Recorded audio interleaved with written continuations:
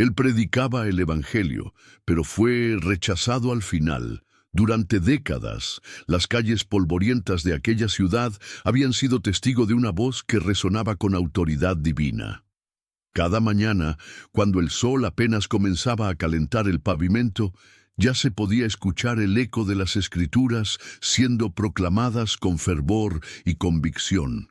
«Arrepentíos, porque el reino de los cielos se ha acercado», gritaba aquella voz familiar, haciendo eco de las palabras que Jesús mismo había pronunciado, según Mateo 4:17.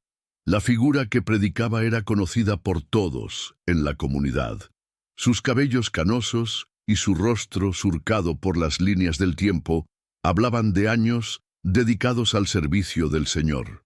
Su túnica, aunque modesta y remendada en varios lugares, siempre estaba limpia, y en sus manos sostenía una Biblia gastada por el uso constante. Las páginas amarillentas y los bordes desgastados eran testimonio silencioso de las incontables horas que había pasado estudiando la palabra de Dios. Durante los primeros años de su ministerio, las multitudes se congregaban a su alrededor. Familias enteras venían desde pueblos lejanos para escuchar sus sermones. Sus palabras tenían el poder de conmover corazones endurecidos y traer lágrimas a los ojos más secos. Citaba con precisión las promesas de Cristo: «Venid a mí todos los que estáis trabajados y cargados, y yo os haré descansar». Mateo 11:28.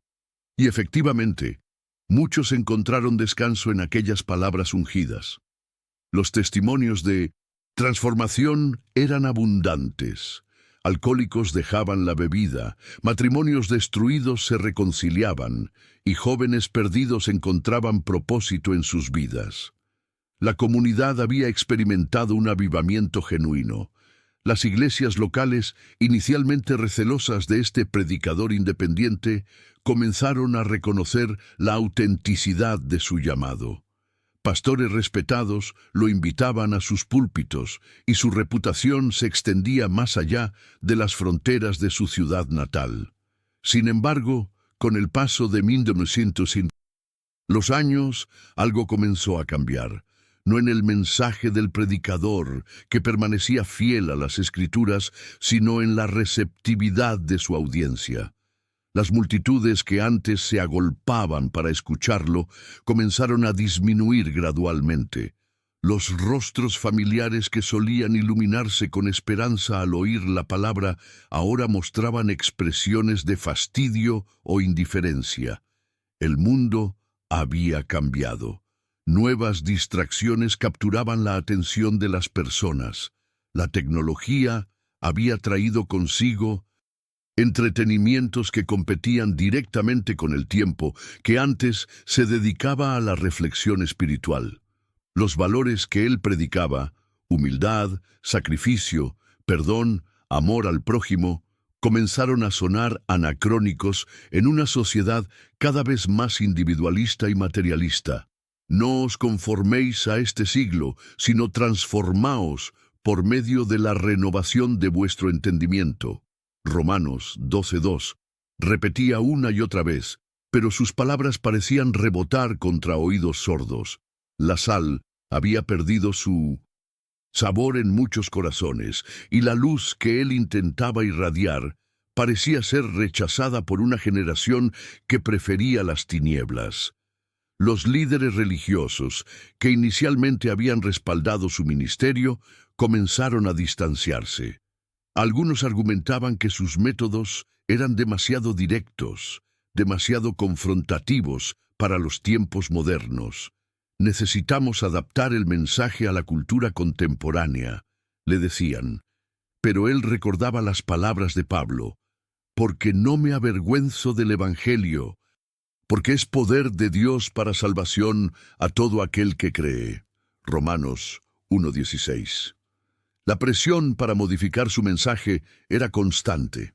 Le sugerían que hablara menos sobre el pecado y más sobre la prosperidad, menos sobre el arrepentimiento y más sobre la autoestima. Le pedían que suavizara las verdades difíciles de digerir y que enfocara su predicación en temas más positivos y relevantes. Pero él sabía que diluir el Evangelio no era la solución. Como había escrito Pablo a Timoteo, que prediques la palabra, que instes a tiempo y fuera de tiempo, redarguye, reprende, exhorta con toda paciencia y doctrina. Timoteo 4:2.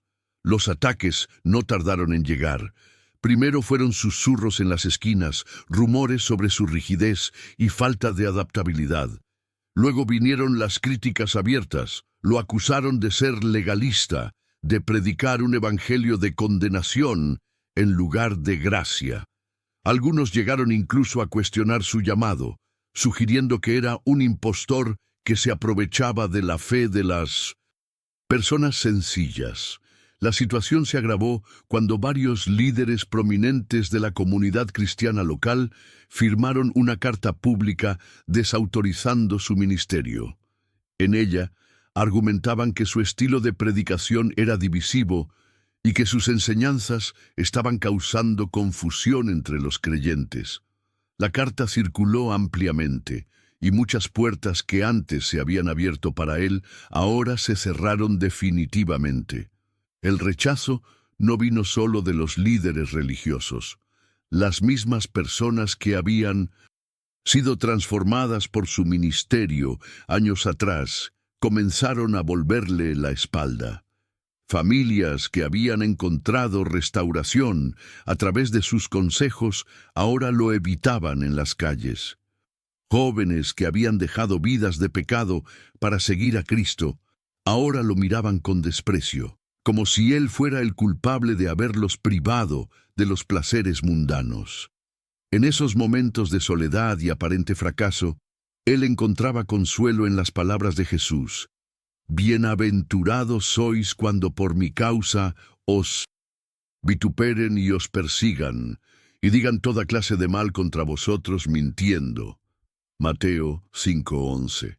Comprendía que el rechazo que experimentaba no era realmente hacia él, sino hacia el mensaje que proclamaba. Como había dicho el Salvador, si el mundo os aborrece, sabed que a mí me ha aborrecido antes que a vosotros. Juan 15:18. Los últimos años de su ministerio público fueron los más difíciles. A menudo predicaba a audiencias de 5 o 6 personas, cuando antes había hablado a cientos. Su voz, aunque todavía fuerte en convicción, había perdido el vigor físico de la juventud. Sus manos temblaban ligeramente al sostener la Biblia, pero su fe permanecía inquebrantable. Una mañana, mientras preparaba su sermón diario, reflexionó sobre las palabras de Isaías.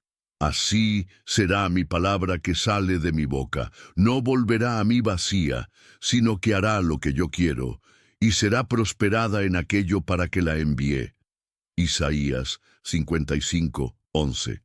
Sabía que aunque las multitudes lo hubieran abandonado, la palabra de Dios tenía su propio poder y propósito, independientemente de la respuesta humana. El día de su último sermón público llegó sin fanfarria. Solo un puñado de personas se había reunido en la plaza donde durante décadas había proclamado las buenas nuevas. Su voz se alzó una vez más clara y firme.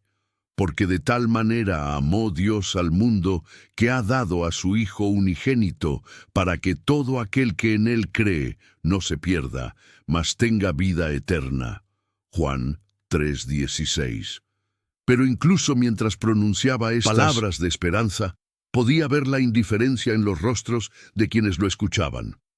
Después de esa última predicación, decidió retirarse del ministerio público. No por falta de fe o por desánimo, sino porque reconocía que había llegado el tiempo de dejar que otros tomaran la antorcha. Como Pablo había escrito a Timoteo, he peleado la buena batalla, he acabado la carrera, he guardado la fe. 2 Timoteo 4:7. En la soledad de su hogar, rodeado únicamente de sus libros y su Biblia gastada, pasó sus últimos días en oración y meditación. No se lamentaba por el rechazo que había experimentado. Sabía que había sido fiel al llamado que había recibido y que el éxito de un ministerio no se mide por la cantidad de seguidores, sino por la fidelidad al mensaje encomendado. Recordaba las palabras de Jeremías, el profeta llorón, quien también había experimentado el rechazo de su pueblo. Mas Jehová está conmigo como poderoso gigante. Por tanto, los que me persiguen tropezarán y no prevalecerán. Jeremías 20:11. Como Jeremías, él había aprendido que la aprobación de Dios era más importante que la aceptación de los hombres. Sus reflexiones finales giraban en torno a la paradoja del ministerio cristiano, que el éxito aparente no siempre indica la bendición de Dios y que el rechazo no necesariamente señala el fracaso. Jesús mismo, el predicador más grande que jamás había existido, fue rechazado por su propia generación. A lo suyo vino, y los suyos no le recibieron. Juan 1:11. Si el Maestro había experimentado el rechazo, ¿cómo podían sus seguidores esperar un trato diferente? En sus últimos días, una paz profunda llenó su corazón. Comprendió que había cumplido su propósito, no porque hubiera logrado convertir a toda la ciudad, sino porque había sido fiel al mandato de predicar el Evangelio. Como había dicho Pablo, «Ay de mí si no anunciare el Evangelio». 1 Corintios 9:16. Él había anunciado fielmente las buenas nuevas, y ahora podía descansar en la seguridad de que había hecho la voluntad de su Señor. El rechazo que había experimentado no había sido en vano. Sabía que las semillas de la palabra que había sembrado durante décadas seguirían germinando en corazones que tal vez no mostrarían fruto hasta años después. La obra de Dios trasciende las limitaciones temporales y las respuestas inmediatas de los hombres. Al final de sus días, mientras contemplaba una vida dedicada al servicio del Evangelio, no se arrepentía de nada. Había predicado en tiempo y, fuera de tiempo, había sido paciente con los rebeldes y firme con los tibios. Había llorado por los perdidos y se había regocijado con los convertidos. Había experimentado la gloria del avivamiento y la amargura del rechazo. Su testimonio final era una lección para futuras generaciones de predicadores, que la fidelidad a Dios no garantiza la popularidad entre los hombres, pero que el rechazo humano no invalida el llamado divino. Como había escrito el salmista, «Mejor es confiar en Jehová que confiar en el hombre». Salmos 118:8. En los anales de la historia, su nombre tal vez no sería recordado como uno de los grandes evangelistas. No había fundado mega iglesias, ni había escrito libros bestsellers. No había aparecido en televisión, ni había llenado estadios. Pero había cumplido el mandato más importante de todos. Había predicado el Evangelio con fidelidad, independientemente de la respuesta que hubiera recibido. Su legado no se mediría en números o reconocimientos, sino en la fidelidad inquebrantable a la palabra de Dios y en la perseverancia ante la adversidad. Él había demostrado que el verdadero éxito ministerial no consiste en evitar el rechazo, sino en permanecer fiel a pesar de él. Así terminaba la historia de un hombre que predicó el Evangelio durante toda su vida, pero que fue rechazado al final. Su rechazo, sin embargo, no era una marca de fracaso, sino un sello de autenticidad. Como su maestro antes que él, había experimentado el dolor del rechazo de aquellos a quienes había venido a servir, pero había permanecido fiel hasta el final. En sus reflexiones más profundas, comprendía que el rechazo del Evangelio era un fenómeno que se repetía a lo largo de la historia. Noé había predicado justicia durante 120 años mientras construía el arca, pero solo su familia había creído. Lot había sido considerado como uno que se burlaba cuando advirtió a sus yernos sobre la destrucción de Sodoma y Gomorra. Génesis 19:14. Moisés había enfrentado la constante murmuración del pueblo de Israel en el desierto, a pesar de todos los milagros que Dios había obrado a través de él. Los profetas del Antiguo Testamento habían experimentado un destino similar. Elías se había sentido tan solo que había pedido a Dios que le quitara la vida, creyendo que era el único que permanecía fiel. Primero Reyes 19:4. Isaías había recibido una comisión aparentemente contradictoria: predicar a un pueblo que no entendería, que vería pero no percibiría, que no oiría, entendería, pero Isaías 6:9-10. Jeremías había sido conocido como el profeta llorón, rechazado por su propia familia y perseguido por los líderes de su tiempo. Este patrón de rechazo no era accidental, sino profético. Jesús mismo había advertido: «No penséis que he venido para traer paz a la tierra. No he venido para traer paz, sino espada». Mateo 10:34. El Evangelio, por su propia naturaleza, dividía a las personas, confrontaba el pecado, desafiaba el statu quo y que llamaba iba contra a un los estilo deseos naturales del corazón humano.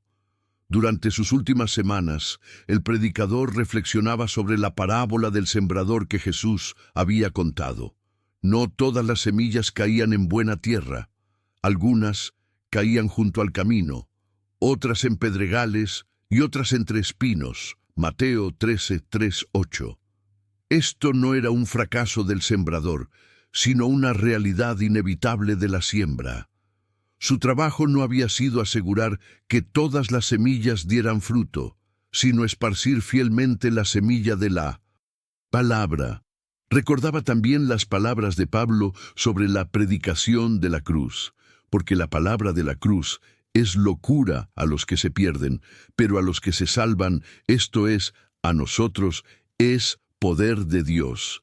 1 Corintios 1:18.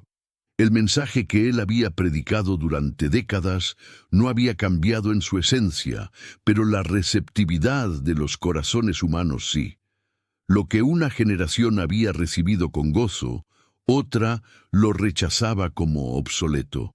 La apostasía que había presenciado tampoco lo sorprendía completamente. Pablo había profetizado que en los postreros días vendrían tiempos peligrosos, cuando los hombres serían amadores de sí mismos, avaros, vanagloriosos, soberbios, blasfemos, desobedientes a los padres, ingratos, impíos. Segundo Timoteo 3:1-2. También había advertido que habría un tiempo cuando no sufrirían la sana doctrina, sino que tendrían comezón de oír y se apartarían de la verdad para irse tras las fábulas. Segunda Timoteo 4:3-4. En sus oraciones nocturnas intercedía por aquellos que lo habían rechazado, como Esteban, quien había orado por sus apedreadores. Hechos 7:60, él pedía a Dios que no les tomara en cuenta su rechazo del Evangelio. Comprendía que muchos de ellos actuaban por ignorancia, influenciados por una cultura que había perdido su rumbo moral y espiritual. Su corazón se dolía especialmente por los jóvenes que había visto crecer y que ahora se habían alejado de la fe. Había sido testigo de cómo la educación secular, los medios de comunicación y la presión social habían erosionado gradualmente las convicciones que sus padres habían tratado de inculcarles. Como el salmista podía decir: «Ríos de agua descendieron de mis ojos porque no guardaban tu ley». Salmos 119:136. No obstante, en medio de la tristeza también había esperanza. Sabía que Dios tenía sus tiempos y sus métodos. La historia estaba llena de ejemplos de avivamientos que habían surgido en los momentos más oscuros, cuando todo parecía perdido, cuando la iniquidad abundaba, cuando la verdad había caído en las calles. Dios había levantado instrumentos para restaurar su pueblo. Pensaba en los reformadores como Martín Lutero, quien había sido excomulgado y perseguido por predicar la justificación por la fe. en Juan Wesley, quien había sido rechazado por la iglesia establecida de su tiempo, en George Whitefield, quien había enfrentado la oposición de muchos clérigos por su predicación al aire libre. Todos ellos habían experimentado el rechazo, pero habían permanecido fieles, y Dios había usado su fidelidad para traer reforma y avivamiento. Su biblioteca personal estaba llena de biografías de misioneros que habían predicado durante años sin ver fruto aparente. William Carey había trabajado 7 años en la India antes de ver su primera conversión. Adoniram Judson había pasado 6 años en Birmania antes de bautizar a su primer convertido. David Livingstone había predicado durante décadas en África, a menudo sintiendo que su trabajo era infructuoso. Estos ejemplos le recordaban que la obra de Dios no se medía en términos humanos. El aparente fracaso a corto plazo podía ser el fundamento para el éxito a largo plazo. Las semillas que él había plantado podrían no dar fruto en su generación, pero podrían germinar en corazones de generaciones futuras. En sus últimos sermones privados, dirigidos solo a Dios en la intimidad de su hogar, reflexionaba sobre el versículo de Eclesiastés: «Echa tu pan sobre las aguas, porque después de muchos días lo hallarás». Eclesiastés 11:1. Había echado el pan de la palabra sobre las aguas de los corazones humanos durante décadas, confiando en que Dios lo hallaría en su tiempo perfecto. Su testimonio final no era de amargura, sino de gratitud. Había tenido el privilegio de ser embajador de Cristo, de proclamar las inescrutables riquezas del Evangelio, de ser instrumento en las manos del alfarero divino. El rechazo que había experimentado no empañaba la gloria de haber sido llamado a tan noble tarea. Como Pablo, podía decir: «Doy gracias al que me fortaleció, a Cristo Jesús nuestro Señor, porque me tuvo por fiel, poniéndome en el ministerio». 1 Timoteo 1:12. El llamado no había venido de los hombres, sino de Dios, y por tanto, la aprobación que buscaba no era humana, sino divina. En sus últimos días, una visión clara se formó en su mente. El día cuando estaría delante del tribunal de Cristo, no para condenación, sino para dar cuenta de su ministerio. En ese momento, lo que importaría no sería cuántos lo habían aplaudido, sino si había sido fiel al encargo recibido. La pregunta no sería cuántos lo habían seguido, sino si él había seguido a su Señor. Recordaba las palabras del Maestro en la parábola de los talentos: «Bien, buen siervo y fiel, sobre poco has sido fiel, sobre mucho te pondré, entra en el gozo de tu Señor». Mateo 25:21. Esa era la aprobación que anhelaba, la única que verdaderamente importaba al final de todo. Su historia terminaba no con el aplauso de las multitudes, sino con la paz de quien había cumplido su propósito. Había predicado el Evangelio en tiempo y fuera de tiempo. Había sido paciente para con todos. Había sufrido penalidades como buen soldado de Jesucristo. El rechazo final no disminuía el valor de su obra, sino que la sellaba con la marca de la autenticidad bíblica. Así vivió y así murió un predicador fiel, rechazado por los hombres, pero aprobado por Dios, incomprendido por su generación, pero fiel a su llamado, aparentemente fracasado según los estándares mundanos, pero exitoso según los criterios celestiales. Su vida era un testimonio de que la fidelidad a Dios no garantiza la popularidad humana, pero sí asegura la recompensa eterna.